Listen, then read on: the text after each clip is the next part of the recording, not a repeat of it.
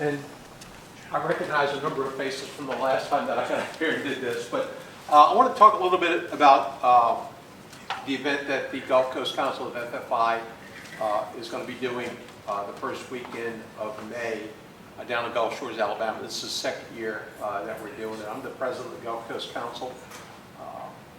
See one of my board members, Ben Roussel, sitting there. But for those of you who were able to volunteer and come help us last year, it was a great event. It was the first time we did it. We had over the course of the 2 days of the expo, we had over 200 people come through. It's going to be even bigger and better this year. Philip Siragusa and Chris Williams have really been working hard to get some really good tying instructors in. We're going to have, for those of you that may not know, we'll have Alan Rupp, who was Dave Whitlock's protege for about 5 or 6 years, and he learned to tie all of Dave's flies the way that Dave tied them. So he'll be doing a couple seminars. Jeff Rowley, who's a really good deer hair tyer, will be there. Joe Johnson will be there. Steve Maldonado will be there. These are guys that travel the big fly fishing show circuits all the time. So we're going to have some heavy-duty flies there. But the reason I'm here tonight is not to only tell you about all these good things. I'm here to solicit your help. We need volunteers to help put the thing on, just to make the nuts and the bolts of the thing work. My heart got broken tonight. My good friend Joe, who was there, he was my right-hand man last year collecting money from people and stuff like that with me. He's not going to be able to make it. But if you volunteer to come and help us out, you get free admission to the show, which, Ben, do you remember $25 for the weekend or something like that? So you get free admission there. I got free admission, so I don't know. I should have made you. No, but free admission to both days of the expo. There's a number of seminars going. It's not like we stick you in a place for 8 hours and say, you sit right here and don't you move. You know, we like to trade out and move people around so you can have a chance to actually enjoy the expo. The Fly Fishing Film Tour is, F3T is part of it. That's a separate ticket. We won't give you a ticket to that, though, because we pay a lot of money to put that on. But we have dorm rooms available. The facility is the Learning Campus at Gulf State Park. It's probably 3 or 4 years old. Beautiful facility. We have a nice big exhibition hall where all the activities take place. Fly tying demos take place. We have our vendors there. I know this year we have 4 guide trips that are going to be part of the raffles that will be really, really nice. There's also going to be a raffle that we're going to do for a trip to Costa Rica. And that's something, if you're interested in, you really should come up and participate in. But we give away, in our raffles and our auctions, we have a ton of great items. One of the guys from my home club last year, part of the F3T Film Festival, we kind of buy a swag package, and the new Sage R8 was one of the big prize giveaway. And a guy from my club came up and he attended the film festival. He won the ride, so you just never know. That was probably $1,000 ride. But it's a great time. It's a lot of fun to hang out. It kicks off on Thursday morning with a fishing tournament. It's a multi-species tournament. The expo doesn't start until Friday. It takes place on Friday and Saturday. But it's everything fly fishing. And we think it's going to be even bigger and better than it was last year. So I have some forms. If anyone wants them, I'll stick them on the table over there. You can fill them out and give them to me after the meeting. If you'd like to volunteer. Like I said, we have dorm rooms available at a really good rate. We don't make anything on it, but $50 a night. It's bunk beds, but it's really nice. It's like private room bunk beds. They have curtains and pool. And, all the bathrooms are private. It's not like a big community shower. You know, you can go and close the door. Includes all of your linens and your towels. So that's not a bad deal at all. We feed you lunch both days. We usually have donuts and coffee in the morning for you. So you're on your own. We don't provide the beer. That's all on your own at night afterward. So if you can help us out, we appreciate it. If not, if you don't want to volunteer, try to come over for the show. It's going to be nice. What weekend is that again? Yeah, That is May 2nd, 3rd, and 4th. and where on the Gulf Coast? It's at Gulf State Park in Gulf Shores, Alabama. Gulf Shores, Alabama. Yes, sir. There's a nice big lake, 600-acre lake, Lake Shelby in there, that has both freshwater and saltwater species in it. It's a brackish type of lake. It's not on the beach. It's across the street from the beach. It's not on the beach, but there's a boardwalk that goes across the highway that you can actually go on the beach. You actually don't need a saltwater license in the park, but if you were to cross that road, You need one. yeah. Yeah. But there's multiple species of sunfish and largemouth bass in Lake Shelby. There are redfish. I was telling the guys last year, I had never seen the place, and one of our board members, our treasurer, Donald Dillon, was over in Foley, and he said, you need to come see this place, because we just didn't know where we wanted to go. So I drove over, and we're looking at the facility. The facility was great. It's wonderful. It's a beautiful place. I said, okay, show me the water, fly fish, show me the water. So we drive down by the lake. It's about a 2 or 3 minute, 4 minute drive from where everything happens. We're standing there talking, and he says, these are my home waters, this is where I fish. So we're standing there at about 7 or 8 feet off the shore. It's a sandy bottom, there's a grass line. And a largemouth bass, about yay big, just comes to. I said, man, look, a bass, that's great. So we're talking, then I turned and looked, and a redfish about this big came cruising the other way. So they had both species there. You could see them right there. So fish off the shore. Any questions? All right, I'll leave these over here. And if you want to fill it out and volunteer tonight, you're welcome to. You can give them back to me, or there's an email address. You can scan it and send it in if you want to volunteer. Thanks a lot. Appreciate it. Thank you. Up next, we have Mac Colvin, who's putting on the first carp fly fishing tournament in the world's history. Yeah. Y'all, thanks for having me out tonight. I am Mac. I'm a member of the New Orleans Club. And I don't know if y'all are on social media or have seen it, but we do have a tournament we're starting called the Dirty Carp. And it's all about carp fishing in the dirty waters of New Orleans. So tonight's actually the first night we're opening up registration. Y'all will be the first people to have access to register if anybody would like to. The tournament's going to take place on May 11th, so come the weekend before, come see us at the Gulf Coast Council, and then come down to New Orleans the next weekend and catch some carp with us. Starts at 7 in the morning. We'll have a captain's meeting at 6. Anybody who's interested in coming, you'll have to be at the meeting because that's where you'll get your captain's bag, and that's where you'll have your tournament ruler. That's the only ruler you're going to be able to use. This is catch and release. I don't want your smelly fish. And they are smelly. And we have some rules. It's going to be 2-man teams because fishing's supposed to be with your friends. It's supposed to be fun. 2-man teams, you got to stay together, so you can't go to Kenner and you can't go to Metairie and split up and beat everybody that way. It's supposed to be fun. You're supposed to fish together, but you can fish the same canals. No chumming for fish. We kind of came up with that rule because it's pretty easy to catch the carp if you throw some bread on the water.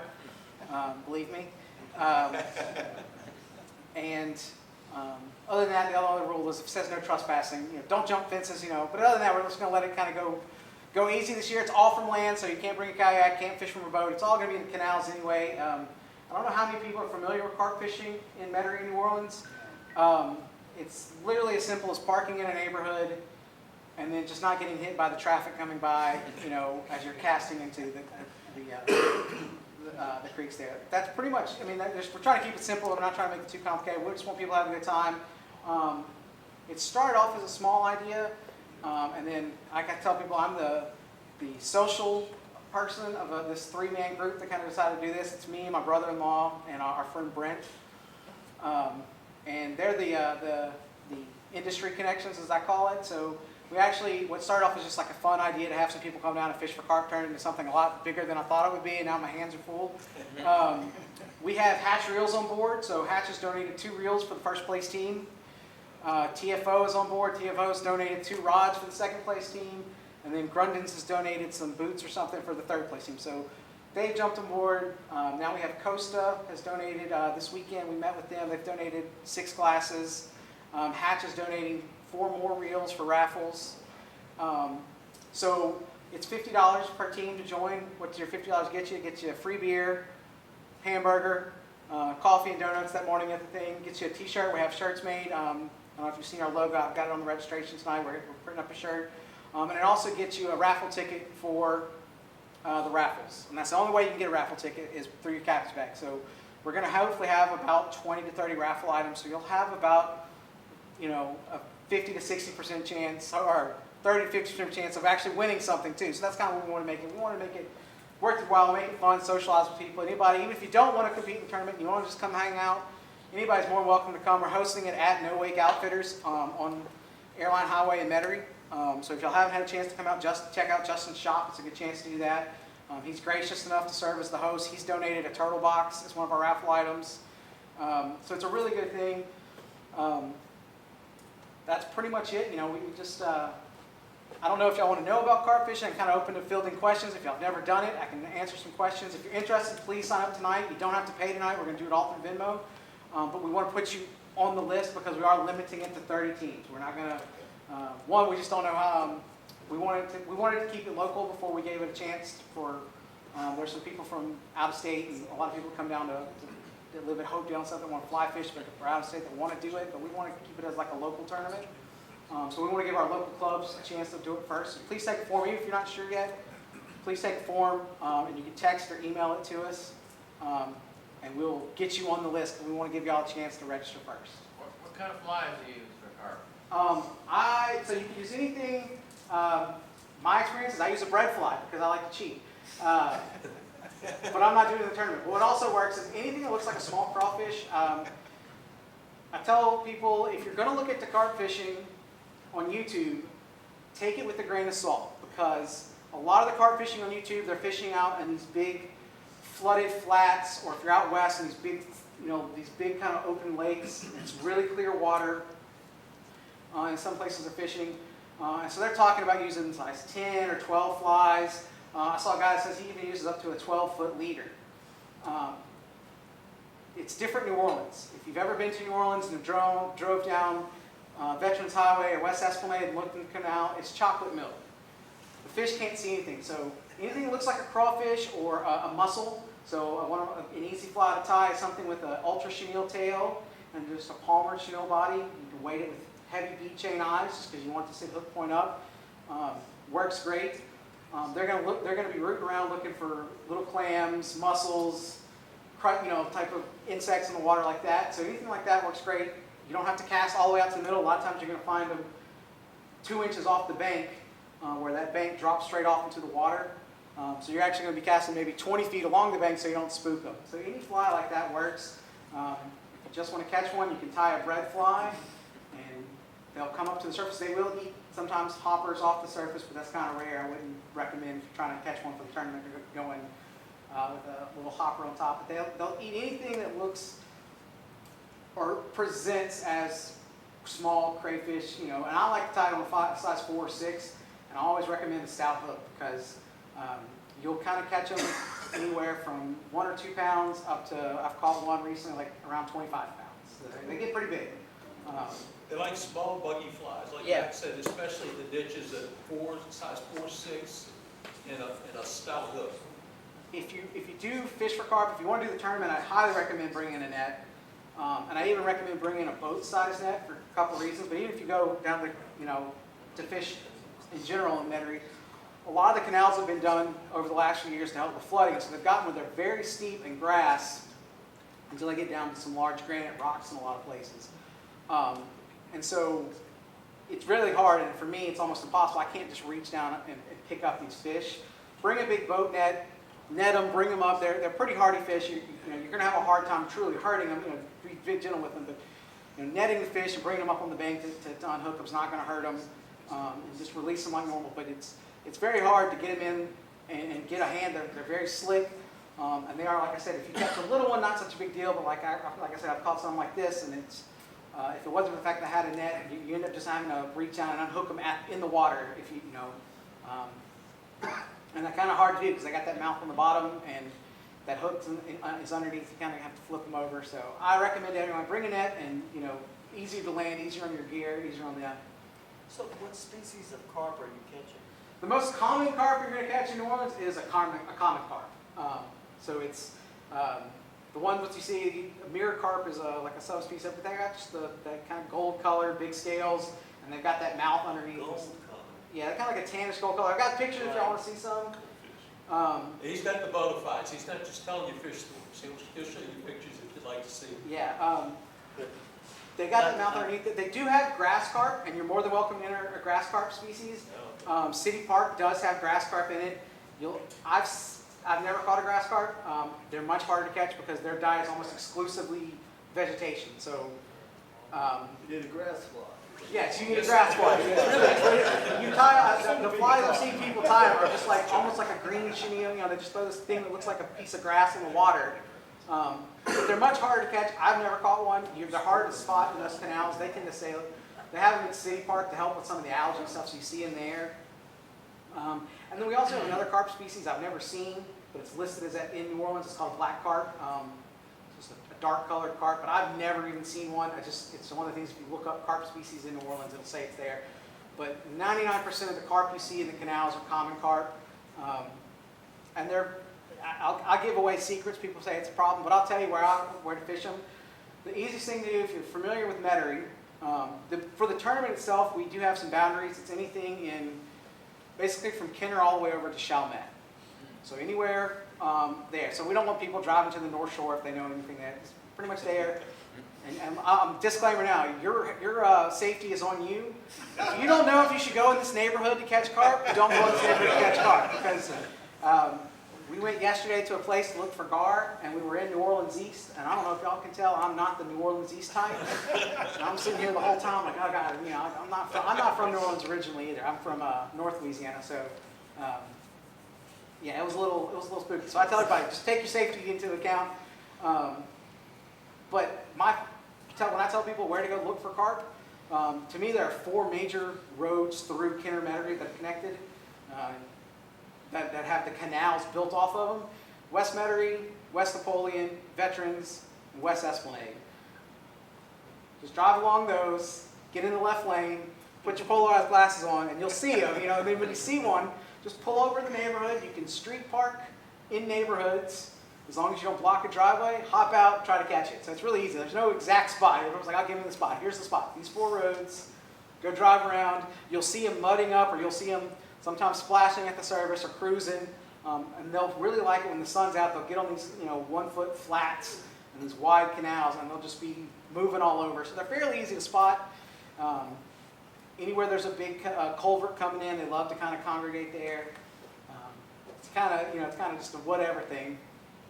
What weight rod are you using? You can go all the way down to a 5-weight. That's what I've been using lately because that's what I had in the truck. I don't recommend it. I recommend a 7 or an 8. But you can do it on a 5 if you don't have anything that big. Leader material, if you're looking out for like YouTube stuff, people are going to tell you to use long leaders. A regular saltwater leader works fine. They're not going to be super leader shy. That if they see the leader, they're going to shoot off. They can't really see the flies. Anyway, I tell people also go bigger flies because the water is chocolate milk. They'll see the profile before they see anything else. So I just tell people if you buy leaders, any type of like redfish, saltwater leader works fine. A heavy duty bass leader, 12, 14, 16, 18, 20-pound leaders work great. You can go as short, when we've been using them lately, we go down to like a 5-foot leader.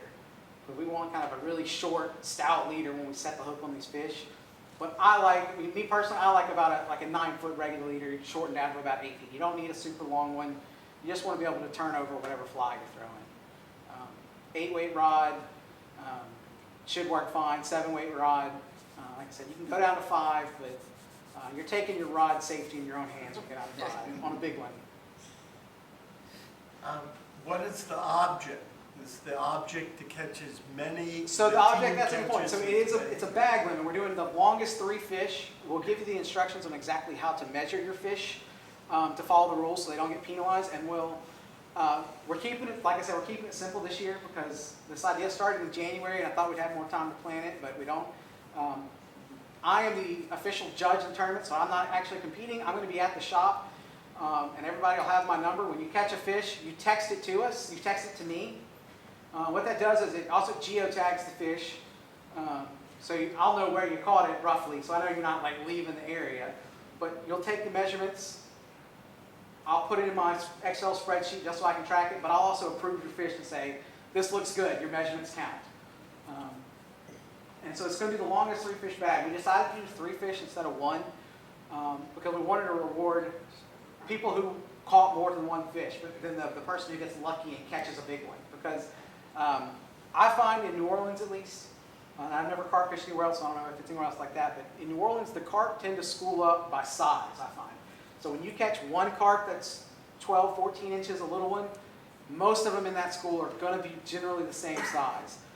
So when we go to our little spot to catch big carp, we went yesterday, we caught 1 about 20 pounds, about like this, and then 1 probably about 18, 2 inches shorter. And when you catch them in the canals, they do tend to shoot off. So we're just trying to, but the whole question, we're trying to reward people who catch multiple species instead of one who gets lucky and just catches 1 big one. So even if you find a school of the little ones, if you can catch 3 out of there, it gives you a chance to still win. So it's the longest 3. If you catch 5, I'll put all 5 in there, and we'll calculate, and we're just going to take the longest 3 that you enter. So you can keep upgrading your You can- submission. yeah, you can keep You're not upgrading all limited day. It's gonna to, go- I'll put 3 fish in, now I've got a big beats, you can upgrade your submissions. Yeah, and the tournament will run till 4 o'clock. The carp, so anything you catch up until the deadline, you text in before the deadline. You don't have to be back at the shop. You just have to have that text message in before the deadline. Your carp will count. In the event of a tie, what we decided was whoever enters their 3rd carp or their 2nd carp, whatever it is, first gets it. So it encourages people. What we want to do, because there's no one's going to see anyway, we're not going to have like a live leaderboard, but it encourages people to enter their fish as they catch them instead of waiting at the end of the day. Okay, I'm going to send all 3 of these in. Send them in as you catch them. If in the event of a tie, we're going to go down to the 1/4 inch because my eyes are too bad to read a ruler beyond that. What was the end time? 7 to what? 7 to 3:30, and we're going to meet back at the shop for, give everybody about 30 minutes, depending on where they go in the city, to get back at 3:30. Your last text message, has to be entered in and received. And then we'll like I said, have an after party back at the shop. Just have a good time, hang out, tell war stories, a few fish lies, I tell you, my fish was this big. I only got shot at once. Yeah. Is there a shortest fish? So there is going to be a shortest fish. We're doing a joke category. It's just for shiggles, for fun. The shortest carp entered will win a prize. We don't know what it is yet. It'll be something funny. But we're going to have just for fun this year. We decided hopefully this becomes a perpetual thing that we can carry on and really do something that was kind of grassroots and fun for New Orleans that anybody could do. You didn't need a boat to participate in. So every year we're hoping that whatever the fun little side category, side pot will change. But this year the side pot's going to be the smallest carp entered. And we'll see how it goes from there. Who knows? Hopefully this grows into something that goes on for a long time. We really enjoy it. It's fun. We call it the Dirty Carp because if you haven't fished for, in the canals, they're smelly, they're dirty. Yesterday we were taking pictures for Hatch. My brother-in-law works for Hatch, so we were taking pictures of some of their new reels. And I was playing netman, and he was the cameraman, and our buddy Brent was fishing. And we were just dragging the fly off the bottom as we were getting set up. And someone's like, I think I hooked something. It's because we hooked a set of Mardi Gras beads from a few weeks ago. I mean, the canals are absolutely filthy. It's, I tell them that there's going to be beer cans and trash and stuff everywhere. And so it's kind of, a little tongue-in-cheek, I guess, to call it the Dirty Carp. But, it's kind of we want to make it a fun event. Everybody, if you do enter, like I said, it's 2-man teams. You'll need a team name. bonus points that don't get you anything, but it's just cool for the funniest team name. So be creative. I encourage it. Hopefully it'll be fun. Hopefully we get some people come down and catch some carp. They can be a lot of fun. It can be kind of frustrating at times, which is kind of fun. Makes the chase worthwhile. But it's, like I tell people all the time about, at least about New Orleans, it's an interesting fishery. We've got the largest population of Rio Grande cichlids outside of their native range of Texas. And where else can you go and catch a 30-pound carp in the morning and a Mardi Gras parade in the evening? It's a lot of fun. So if anybody's interested, I do have the forms tonight. You don't have to. You don't have to pay tonight because I'll text you the Venmo information. But if you want to fill it out tonight, I'll go ahead and put it in my Excel spreadsheet. So you will be registered for the tournament. And then, like I said, Justin at No Wake is going to host the event on his website. So once we had an IT issue getting it hosted today, and his website designers they didn't get back in touch with us. As soon as we get it up, I'll text you to go on there and register. So we'll have the waiver on there. So you'll sign the waiver there, so that way we know you're good to go. But that way I know who gets it in. Like I said, I have the form tonight. I have some pins. If you want to fill it out tonight, you can go ahead. If not, I can give you my email, or I will give you my phone number. You can either text me the form or email it to me. Just take a picture of it and email it. As long as it's legible, I'll fill your information in the spreadsheet. How many teams again, Mac? 30. 30 So teams, that's 60 it. people, so 30 teams. If you don't have a partner or interested, my first recommendation is talk to anybody else in your club that may want to do it that doesn't have a partner. If not, as it comes closer, we may try to pair people up that don't have any. But it is two-man teams, and I highly encourage you pick someone that's a better net person than me, because I'm not very good at it. How much is it? It's $50 for the entire team. So we'll Venmo the information, and we'll send you the Venmo information. You can pay it that way. The deadline to register is going to be probably around April 20th, just because we have to have the t-shirt order in by then to get it back in time, unless it gets full. If you register today, you don't have to pay today. I'll get in touch. Like I said, you don't have to worry about it. It'll probably be another week or so before we actually start sending out the Venmo information. If you don't do Venmo or don't know what that is, we can do something like PayPal or something like that. Yeah, it's $50 for the team, and hopefully, I was talking earlier. Hopefully, we have a lot of interest from people from out of town coming in to do this. So we're giving you guys in the New Orleans Club an extra week before we publicize it to anybody who wants to do it. So, like I said, if nothing else, just fill out the form and let me know. So we'll put you on the list.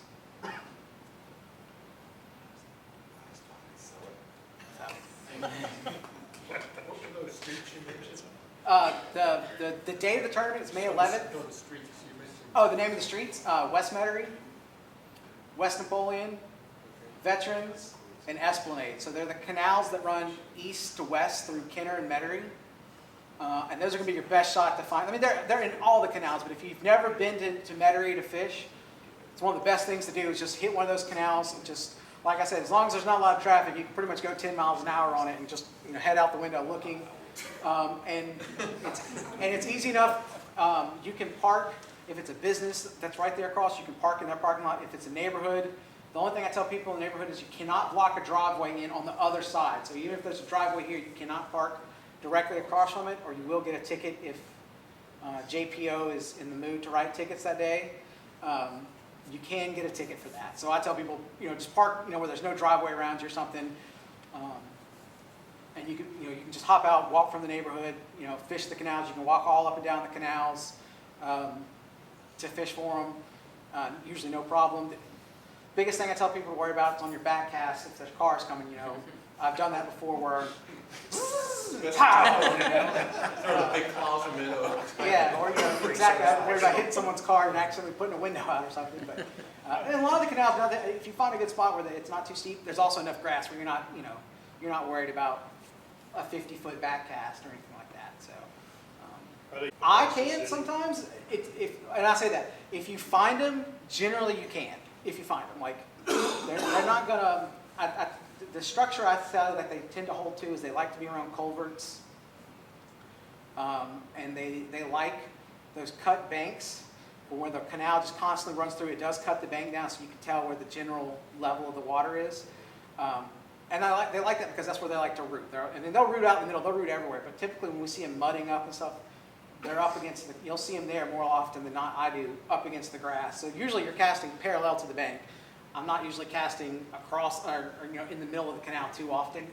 I say when you see carp, you'll see them doing three things. They're like a redfish. They're tail up eating, they're cruising around, or they're spawning. If they're spawning, pack it up and go home. They want nothing to do with the fly for the most part. If they're cruising, you can cast with cruising fish. The best thing to do, if I say, when you see them cruising up and down the canal, don't chase them sometimes. Just wait, because they'll usually turn back around and come back up the canal. Cast in front of them, let them come, and you just work it slowly in front of them. You can catch them that way. If they're tail up eating, they'll eat just about anything. The best thing I'd say to do, as long as you don't line the fish with your fly line, you typically are not going to scare them.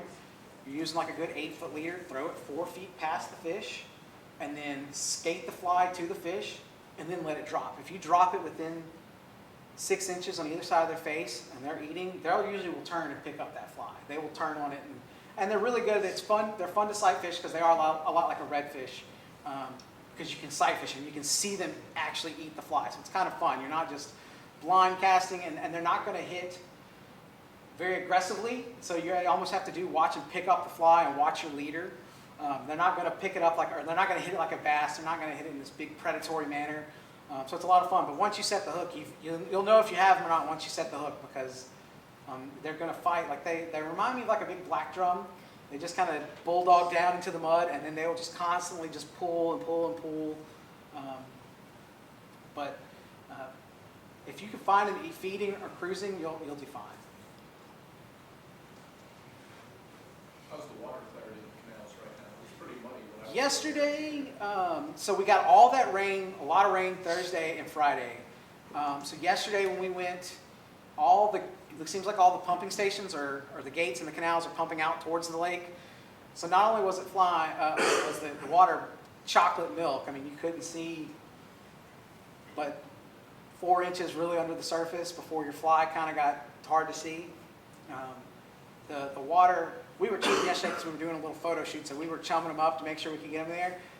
It was kind of a pointless thing because we were literally 150 feet up the canal throwing bread in so we could get ready down here because it was moving so fast. And it's been pretty bad, and it's kind of hit or miss. If it's the tournament's going to happen, rain or shine, is what we decided, because the Sunday is Mother's Day, and we're not going to interfere with that. And I mean, the fish don't mind the rain, but it does get hard to spot the fish if we've had rain 3 or 4 days before in Metairie. The canals can be, when I say chocolate milk, I mean it is just hard to see through because it's all that water, all that runoff. If we get a week of, leading into this, that week leading in and no rain, and the canals are at normal level, and the sun's out, you can see sometimes 2 and 3 feet down, so you can literally drive by and see tons of fish. You won't even have to see them mudding. You'll actually see the whole fish. But right now, I guess because of all this rain and the wind and stuff on the top, it kind of has a little bit of chop. It was near impossible to see. With the rain, unless we get a deluge, Yeah. we just have kind of like a normal rain. 2 days, it's back down. Yeah. It's cleared up. Just we had a lot of rain on Thursday and Friday, Yeah, so we had a everything ton of rain was still draining out Sunday, and it was running out to and sometimes you'll find it, depending on what the rain's doing. People are like, well, sometimes somebody asks, well, which way does the canal run? Well, it depends on what canal you're in, if it's running out to the lake or if it's not. Because if it's not running out to the lake, sometimes they'll run to the big feeder canals that run out towards the river as well. But it usually doesn't make a difference as long as it's, and the fish don't seem to mind. Like I've found they're not finicky in the sense that if we've had a lot of rain, they shut off. If they're feeding or if they're active, they're there. So the rain's not necessarily going to, like a front coming through, is not going to necessarily kill them so much. It'll just kill the visibility. If it's really blown out, it's just going to be hard to see the fish, to see him take your fly or even know what to cast to. And blind casting to him, it's kind of hit or miss. You just kind of say, well, this looks like a spot by a culvert. Maybe there's one there.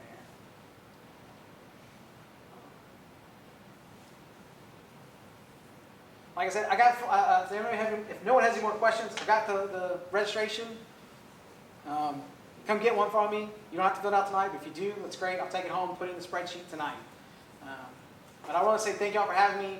I appreciate everything y'all have done to support us, because a lot of people from Red Stick have been on our Instagram and following us and commenting and helping us drive that and making it successful. So we really appreciate that, because we really do want this to be the next fun tournament in our area. And we want to make it accessible to everybody, and we're really glad y'all doing this. So I want to say thank y'all for that, and thanks for having me come speak tonight, guys. Thank you.